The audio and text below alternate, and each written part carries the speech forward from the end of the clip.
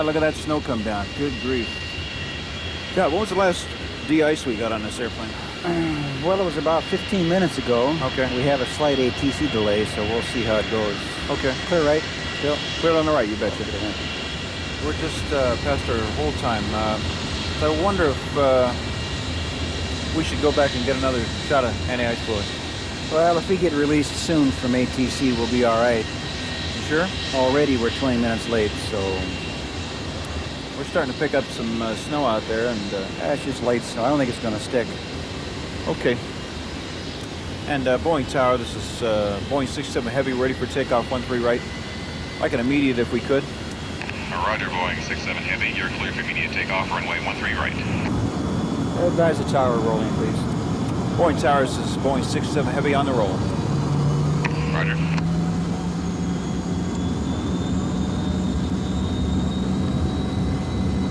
Press the setting. 80 knots. Check.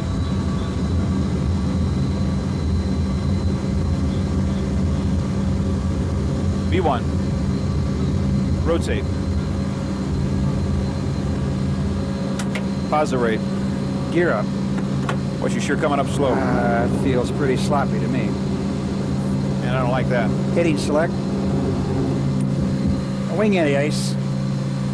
We got any ice on? I wonder if it is the ice. It's too late now. This crew was lucky to get off the ground. It could have been a lot worse. Lack of attention to ice on the airframe in its widest sense has the potential for very dramatic effects on its performance. There have been in recent times a number of notable occasions when ice was a contributory factor to a serious incident or an accident. And from that, messages and lessons have been learned which have influenced the way we operate now.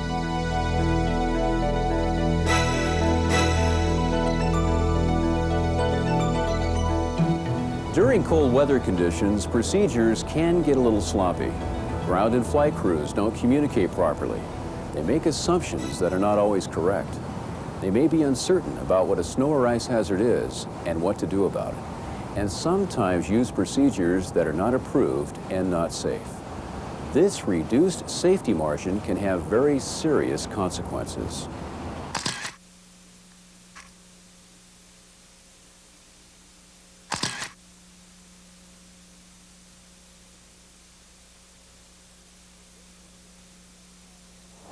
In this video, we are going to talk about many aspects of cold weather operations.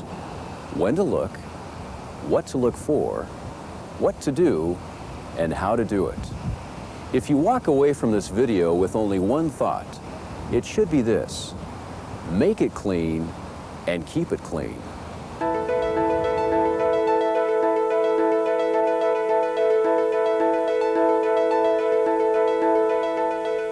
Ice building up on certain parts of the airfoil is going to destroy lift to the aircraft, which is going to make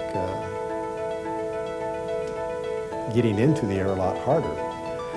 And if the crews are not aware of this ice buildup, then they're going to have problems getting it off the ground. And the cleaner the aircraft is, the more performance they're going to have on takeoff, and the more safe it will be. The clean airplane concept is this. Performance is based on a clean structure. The airplane is designed to fly using the predictable effects of airflow over clean wings. Ice, snow, or frost accumulations on the wings disturb this airflow. This reduces lift, increases drag, increases stall speed, and causes an abnormal pitch-up moment. And it doesn't take much. Ice, snow, or frost, only as thick and rough as medium sandpaper, can significantly reduce aerodynamic performance. Put simply, contamination makes the airplane work harder to fly, or may cause the airplane not to fly at all. And it's not just wing contamination that is dangerous. For example, ice on the fuselage can break loose in flight and damage a rear-mounted center engine. Or in freezing fog conditions, ice can build up on the rear side of engine fan blades, This can cause serious damage when the engine advances for takeoff. There are many other examples. Again, the important thing to remember is there is no acceptable level of critical surface contamination. This is not only a good idea, it is an FAA requirement. Contamination comes in many forms: ice, snow, slush, and frost. There are some obvious conditions that cause this contamination, like falling snow or sleet. Wet snow is particularly dangerous because it sticks to the airplane surface and does not blow off easily.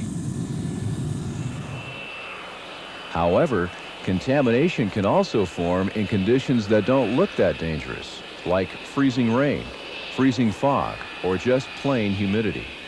These conditions can cause frost or ice that is very hard to see, but it is just as dangerous as wet, fluffy snow.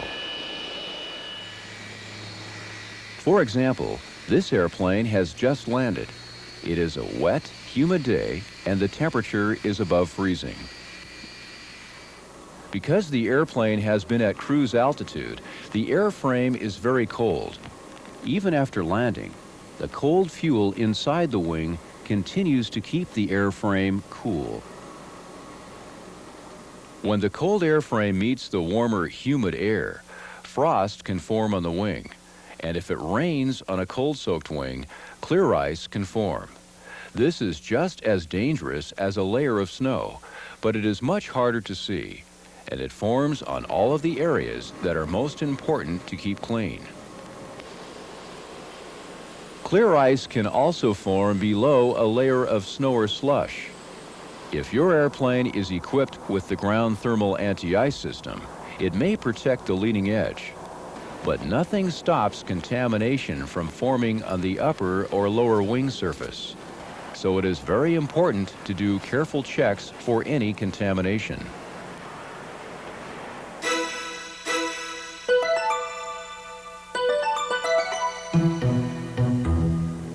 When visually looking for ice that is accumulated on an aircraft, it's important not to just rely upon visual, but also to feel, because there are some types of ice, when it does form, that will form very clear and you will not be able to see them. So it's very critical that you not only look, but you also feel to see if there is ice on the aircraft.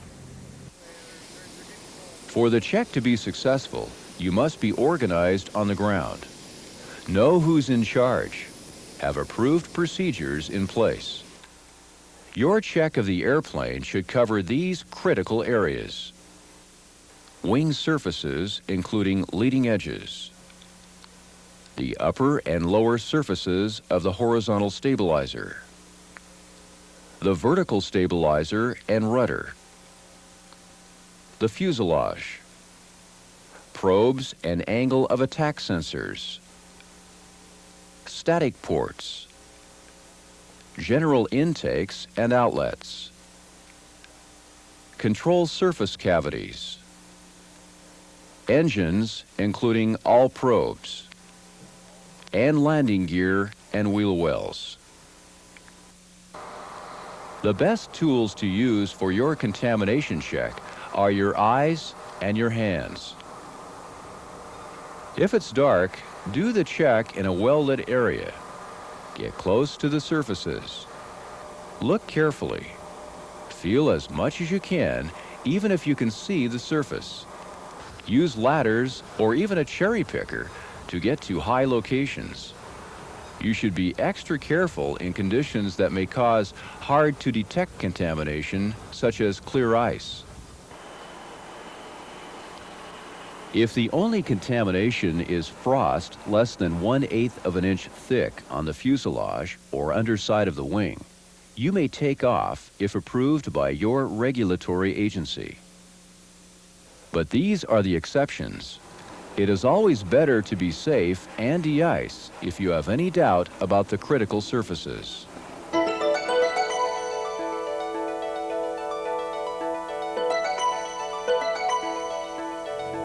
De-icing aircraft is not just something that you think about or do just certain times of the year. To be efficient at it, you have to think about it constantly and continue to be educated and be aware of what you're looking for, and even when you don't expect icing conditions, they can appear. If contamination is identified or expected, you must de-ice or anti-ice or both. Here's a quick definition of these procedures. De-icing removes contamination from the airplane surface. Type 1 fluids are normally used for de-icing, and they are applied heated to help remove the contamination. Anti-icing temporarily prevents the accumulation of contamination for a certain period of time. Type 2 fluids are normally used for anti-icing because they are thickened. They are most effective when applied cold to a clean surface. Here's how anti-icing fluids work. When you apply anti-icing fluid to a clean surface, it leaves a thin layer. This layer of fluid has a lower freezing point than frozen precipitation. This makes the precipitation melt on contact with the fluid. As the fluid layer becomes diluted by melting precipitation, it becomes less effective and accumulation may begin. The time between application of the fluid and failure of the fluid is called the holdover time. The goal is to take off before the holdover time expires. The ISO, SAE, and AEA publish holdover times for each type of fluid. They are based on the temperature, fluid mixture, and general weather conditions. However, these times are only a guide. You must be aware of other factors that reduce the effectiveness of the fluid. High winds or jet blast from another airplane may cause the fluid to start flowing off too soon. Wet snow has a higher moisture content, so it dilutes the fluid faster than dry snow. The heavier the precipitation, the shorter the holdover time. If fuel tank or airplane skin temperature is significantly lower than ambient air temperature, it can decrease holdover time. Even solar radiation has an effect. Direct sunlight may reduce fluid effectiveness if precipitation later occurs. Because of all of these variables that affect holdover time, your check is the only sure way of determining anti-ice effectiveness.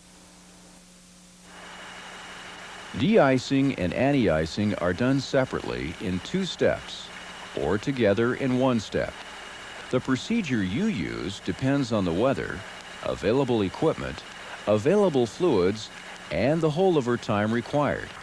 As a general rule, heavy contamination or a long holdover time requires a 2-step procedure. After deciding on fluid type, you must decide on the fluid ratio. For example, a 75-25 ratio means that the mixture contains 75% fluid and 25% water. Sometimes hot water alone is enough to de-ice or remove contamination from the airplane. Check the Boeing Maintenance Manual for fluid ratio guidelines. Since climate conditions may differ, use procedures suitable for current and forecasted conditions at each airport. For the fluids to be effective, they must be handled properly, not just by you, but by everyone involved in the transportation and storage of the fluid since manufacturing. Make sure everyone has followed the manufacturer's guidelines.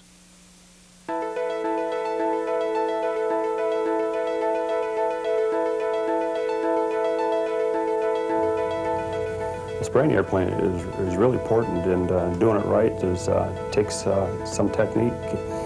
You have to be conscious of where to spray and also where not to spray. There are areas that you want to stay away from. You need to have good communication techniques with your ground crew and the flight crew. Ground cockpit. Go ahead, cockpit. Always treat the airplane as close to the airplane departure time as possible. This is especially important when bad weather conditions cause shorter holdover times. Before spraying fluid, configure the airplane for this procedure. Roger, we'll configure the airplane. Make sure the flaps are free from snow or ice obstructions before moving them. When they are clean, set them to up. This keeps snow, slush, and fluid from washing off the wing surface and into the mechanisms. Turn the air conditioning packs off. This keeps fluid fumes from getting into the passenger cabin. The engines should be shut down or idling. If you leave them running, closing the bleed valves prevents any fluid in the engine inlet from entering the bleed system.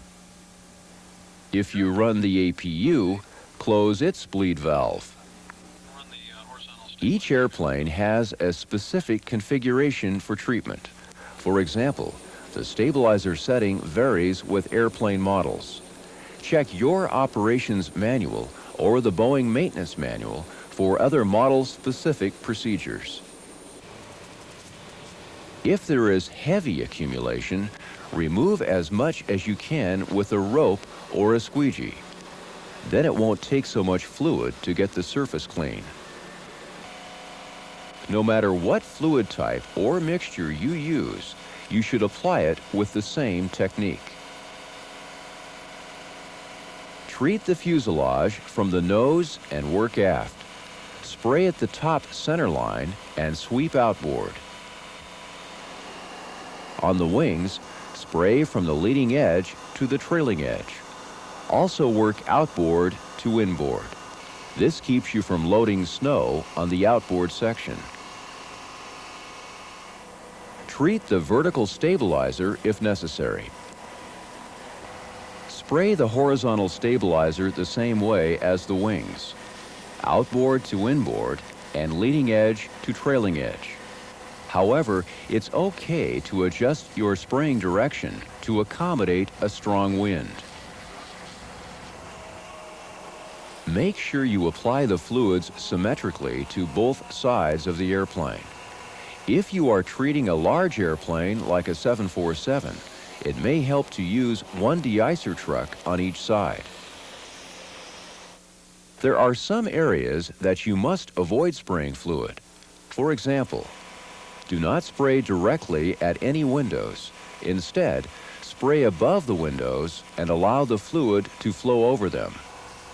You should also avoid control surface cavities and balance bays, probes and angle of attack sensors, static ports, air inlets, landing gear and wheel bays, and engines. However, all of these are critical surfaces and they must be clean. So use a broom or a hot air blower to melt the ice and snow from these areas. If you must use fluid on the landing gear, use a low pressure spray. When you finish treatment, do a final check to make sure the airplane is clean. When you are certain the airplane is safe for dispatch, report to the flight crew. The pilot in command needs to know what fluid you used, the fluid mixture, and the time you started the final application. The most efficient way to communicate this is the De-icing anti-icing code. This code is recommended for your records, but is also helpful to use in communications. Cockpit, this is ground. Ground, go ahead. We are complete with the de-ice, anti-ice at this time. We use ISO type 2, 7525 fluid. We started at 841 local, and your surfaces are clean. ISO type 2 is the type of fluid. 75 is the percentage of fluid in the mixture. 841 is the local time of the start of the last application. This is the start of the holdover time.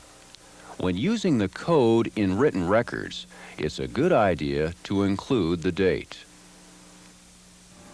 Roger, understand. Type 2, 7525 and 841 for the time. Thank you very much. You bet.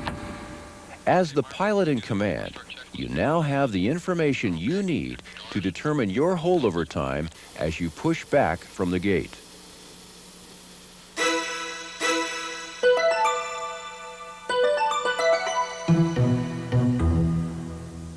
I think one significant consideration to icing is that there is no clear-cut definition of when icing will occur and to what degree.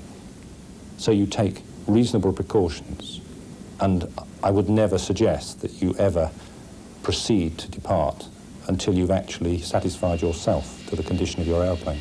And we're clear to taxi. The anti-icing code has all of the measurable information you need, but you also need common sense and experience to evaluate the situation from here to takeoff. As we have already discussed, the holdover time is not an exact figure. Remember all of the factors that influence the effectiveness of the fluid. Just hope we don't have any delays for takeoff. As you taxi, keep a safe distance behind the airplane in front of you. This keeps away jet blast and blowing snow. Well, looks like we do have a lineup in front of us. I did expect a short delay. I hope it's not going to be that long. Perform a continuous pre-takeoff check. Be aware of the weather conditions. Look at your approved representative areas to get an idea of how the fluid is working. These areas may include the radome, the windshield wipers, and any parts of the fuselage or wings that you can see from the cockpit. Remember, these areas are only representative. If they are clean, do not assume that your critical surfaces are clean. It doesn't look like we're getting much relief on this ice buildup either. If precipitation is building up on the representative surfaces, it is probably building up on the critical surfaces. Ladies and gentlemen, this is your captain speaking. We've just been advised to expect a short delay, and we're going to hold in position on the taxiway. And I may be walking down in a few moments down the aisle to do a precautionary wing inspection for any ice and snow on the wings prior to takeoff. If you suspect contamination is building up or the holdover time expires, do a contamination check. This includes checking the critical surfaces from the passenger cabin or with the help of ground crew. Be especially careful at night when contamination is harder to detect. Here are some clues that the fluid is failing. The treated surfaces become less reflective and appear dulled, or they might begin to appear white. This means the fluid is becoming diluted and is less effective. If contamination exists, never assume it will blow off the wings during the takeoff roll, and don't let scheduled pressures influence your decision. Go back for more treatment. Yeah, it looks like we're going to have to de-ice. I'm going to call ground control and get taxi clearance back to the ramp so we can de-ice the airplane.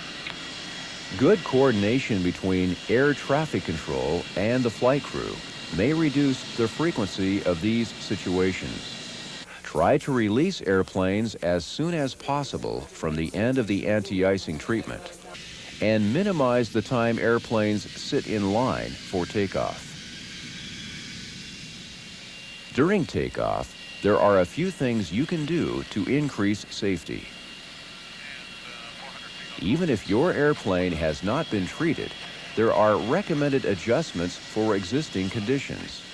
For example, slush on the runway may require a change in allowed weight or V1 speed. If your airplane has been treated, there may be performance adjustments for your specific model. For example, most older models require reduced allowed weights, increased V speeds, and a temperature pad, when using the assumed temperature method reduced thrust. On some models, a minimum flap setting is recommended. At takeoff speed, most of the fluid flows off the surface. The performance adjustments recommended for some airplanes compensate for the thin layer of fluid that remains during rotation. Use the normal rotation rate of 2 to 3 degrees per second. A slower rotation is not recommended because it may result in a liftoff point much further down the runway than scheduled. Because of good communication, safe procedures, and awareness of snow and ice conditions, this flight will be a safe flight. When it comes to cold weather procedures, cooperation and communication are critical. It is ultimately the decision of the pilot in command to take off or ask for more de-ice or anti-ice treatment. But safe operation is a team effort, and everyone must know their role. For ground crew, be organized and systematic on the ground. Do careful checks. Know where to look and what to look for. Be aware of conditions that may cause hard-to-detect contamination, and report everything. Always follow fluid handling and storage guidelines. Be sensitive to environmental concerns and procedures.